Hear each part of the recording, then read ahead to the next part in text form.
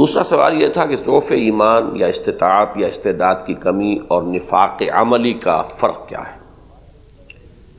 واقعہ یہ ہے کہ ان دونوں کے ڈانڈے اس طرح ملے ہوئے ہیں کہ ان کو ایک دوسرے سے علیحدہ کرنا بہت مشکل ہے۔ ضعف ایمان کی وجہ سے بھی انسان میں جذبہ جہاد کم ہوگا، انفاق کم ہوگا، شریعت پر عمل بھی مارے باندھے کو ہوگا،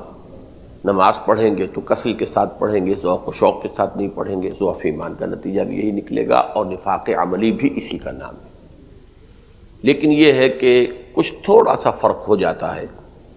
یہ بھی سبجیکٹو ہوگا، خالص انسان کے اپنے اندر اس کا احساس، وہ اپنے گریبان میں جھانکے گا تو محسوس ہوگا۔ وہ میں نے بارہا بیان کیا ہے کہ جیسے ٹی بی کی 3 سٹیجز ہیں، ایسے ہی اس مرض کی 3 سٹیجز ہیں۔ ضعف ایمان وہاں تک کہلائے گا جبکہ انسان میں اعتراف ہو اپنی کمی کا، اور وہ اصلاح کے لیے کوشاں رہے، وعدہ کرے، خطاؤں پر استغفار کرے، جیسے کہ سورہ منافقون میں فرمایا گیا ہے کہ وَإِذَا قِيلَ لَهُمْ تَعَالَوْا يَسْتَغْفِرْ لَكُمْ رَسُولُ اللَّهِ لَوَّوْا رُءُوسَهُمْ وَرَأَيْتَهُمْ يَصُدُّونَ وَهُمْ مُسْتَكْبِرُونَ۔ وہ اس کے لیے بھی اب تیار نہیں تھے کہ حضور کی خدمت میں حاضر ہو کر اپنا قصور کا اعتراف کر لیں اور پھر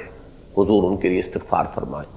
کوئی شخص کہ جس کے دل میں ایمان ابھی ہے، وہ ظاہر بات ہے کہ کوتاہی ہو گئی، قصور ہو گیا، اعتراف کرے گا، اور وہ خود بھی استغفار کرے گا،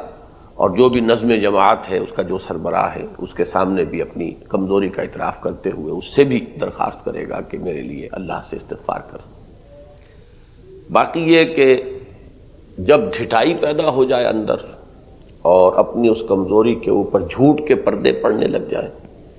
اور پھر اس پہ جھوٹی قسموں کا اضافہ ہو جائے، اور دل میں ایک غیر محسوس انداز میں ایک بغض پیدا ہو جائے ان لوگوں کے خلاف کہ جو تن من دھن کے ساتھ لگے ہوئے ہیں، کہ ان کی تیز گامی کی وجہ سے ہماری سست روی نمایاں ہو رہی ہے، یہ بڑھتے ہیں، آگے نکلتے ہیں، تو اب ہم لوگ جو پیچھے رہ جاتے ہیں، وہ کنٹراسٹ زیادہ نمایاں ہو جاتا ہے۔ یہ سبب ہوتا ہے، میں نے بارہا اس کو بڑی تفصیل سے بیان کیا ہوا ہے